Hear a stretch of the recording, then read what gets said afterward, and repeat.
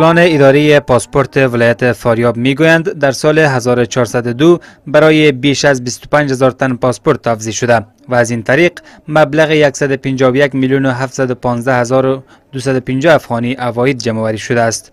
مولوی سید عمر غفوری آمر اداره پاسپورت ولایت فاریاب گفت که این اداره در سال گذشته توانسته است ارقام پاسپورت توزیع شده را از 1389 به 25,693 جلد افزایش دهد.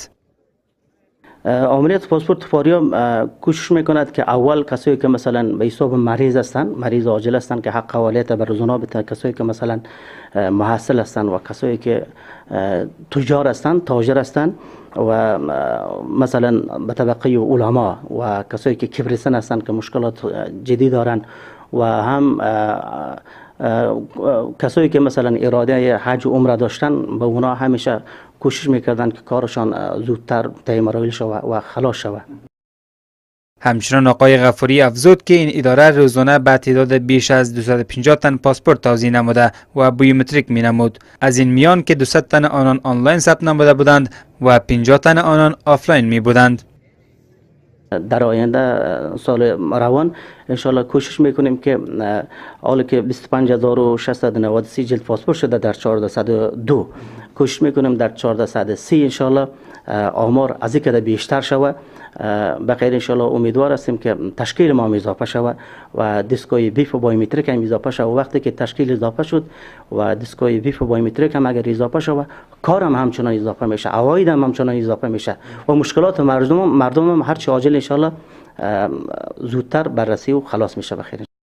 از سوی هم معاون این اداره میگوید که افزایش عواید این اداره به دلیل سرعت کاری، شفافیت و کاهش فساد در طی مراحل اسنادهای مراجعین می باشد.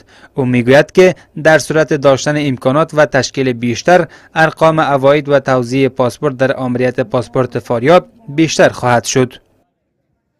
ما متاسفانه در سال 1401 آمریت پاسپورت فاریاب به تعداد 1389 جلد پاسپورت توزیع کرده بودیم. خوشبختانه ما در سال 1402 یک ارقام را بر بیشتر از 25,000 جلد یعنی ساختیم. این ارقام امیدوار هستیم که در سال 1403 بیشتر شود و بر مشکلات مردم بیشتر رسیدگی شود. ما یک دستاورد بسیار خوبی که در آمریت پاسپورت فاریاب داشتیم از لحاظ یعنی کاغذ پرانی به اصطلاح و روابطایی که کار میکرد، واسطه‌ای که مثلا بیشتر صورت میگرفت یا را ما حذف کردیم، به جای او کوشش کردیم که